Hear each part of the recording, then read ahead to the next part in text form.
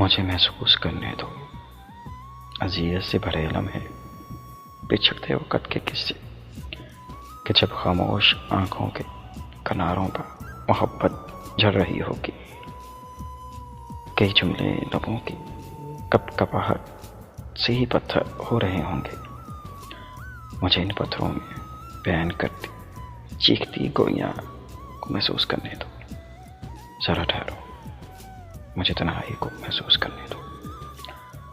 तुम्हारी बात का मंजर, दिले पर बात का मंजर, जहाँ पर आरज़ुओं के जुआ लाशों पर कोई रो रहा होगा।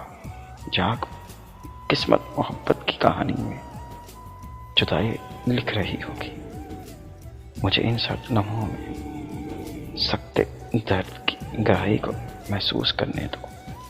ज़रा ठहरो, मुझे तन्हाई को महसूस करने दो।